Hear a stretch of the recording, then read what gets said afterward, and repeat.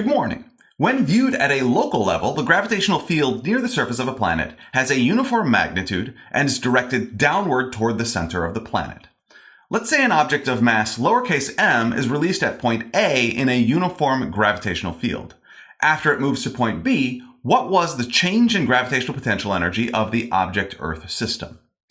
Today we are going to start by answering that question, and then we are going to use that as a springboard to understanding a similar situation with a charge in a uniform electric field. Flippin' physics. When the object is in the gravitational field, it experiences a gravitational force in the direction of the gravitational field.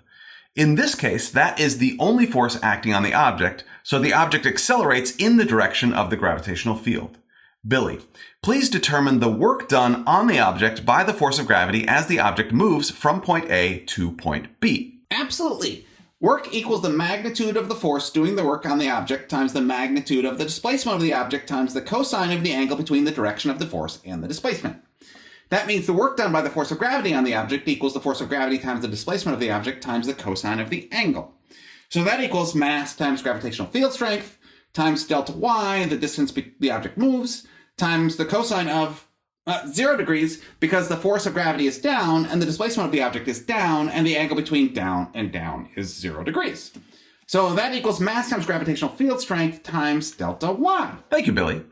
Now, remember that the force of gravity is a conservative force, and every conservative force has a potential energy associated with it, such that the work done by the conservative force equals the negative of the change in potential energy associated with that force. Bo, please use that information to extend on what Billy just did. Sure.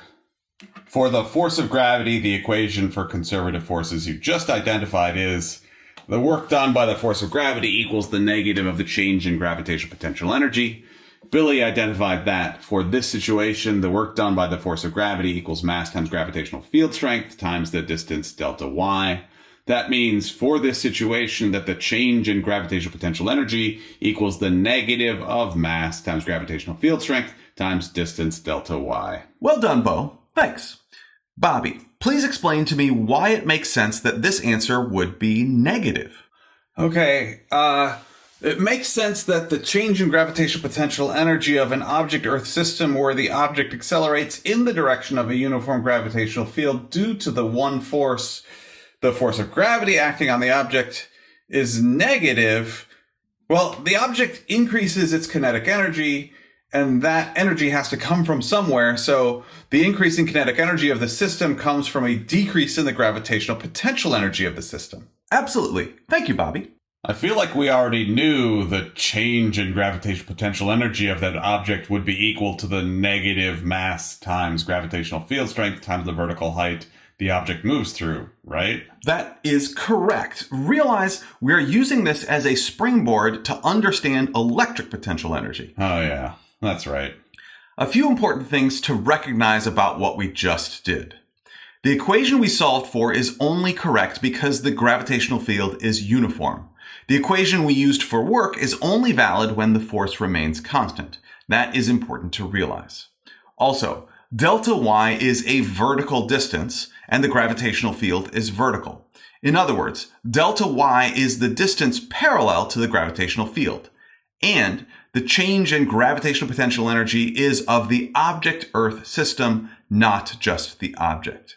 The Earth creates the gravitational field the object moves through, so the Earth is definitely included in the change in gravitational potential energy.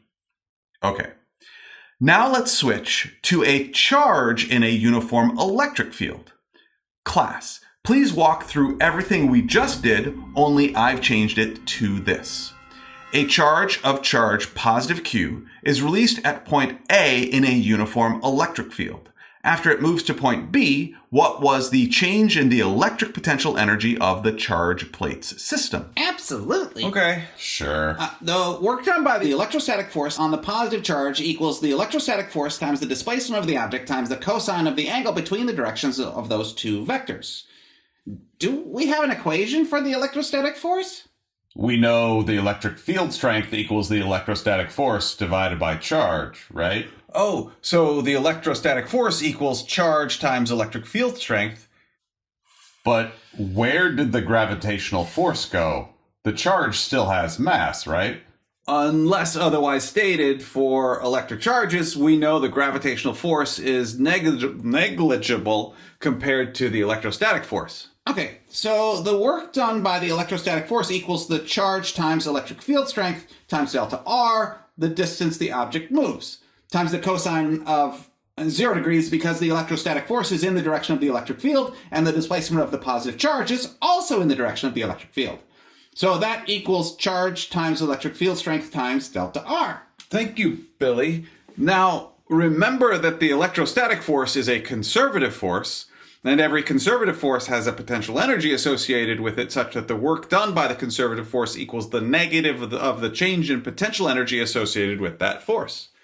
Bo, please use that information to extend on what Billy just did. Sure. For the electrostatic force, the equation for conservative force you just identified is the work done by the electrostatic force equals the negative of the change in electric potential energy. Billy identified that for this situation, the work done by the electrostatic force equals charge times electric field strength times the distance delta R. That means for this situation that the change in electric potential energy equals the negative of charge times electric field strength times distance delta R. Bobby, please explain to me why it makes sense that this answer would be negative.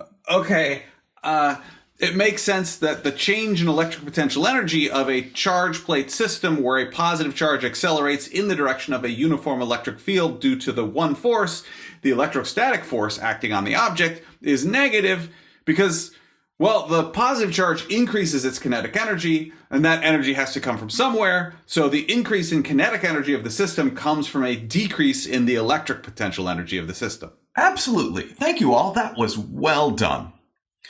A few important things to recognize about what we just did.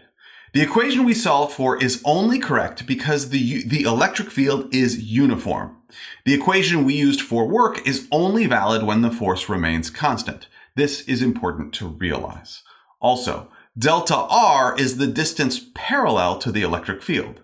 We use the symbol delta R and not the symbol delta Y here because the electric field will not always be vertical. And the change in electric potential energy is of the charge plates system, not just the charge. The parallel plates create the electric field the charge moves through, so the parallel plates are definitely included in the change in electric potential energy. Hold up. Yes, Bo? Is it the parallel plates which create the electric field? Or is it the excess charges on the parallel plates which create the electric field? Okay. Is it the Earth or the mass of the Earth which creates the gravitational field? Okay. I get it. The mass of the Earth creates the gravitational field. However, we do not need to really distinguish between the mass of the Earth and the Earth. In the same way, the excess charges on the parallel plates create the electric field. However, we do not need to really distinguish between the excess charges on the parallel plates and the parallel plates. That makes sense. I am glad it does. Also, if the charge were negative and not positive, the change in electric potential energy of the charge plate system would be positive. When you substitute in the negative value of the negative charge in the equation, you get a positive value. Now, this makes sense because a force external to the charge plate system would need to counteract the electrostatic force. And work done by that external force would add electric potential energy to the system. Thank you very much for learning with me today. I enjoyed learning with you.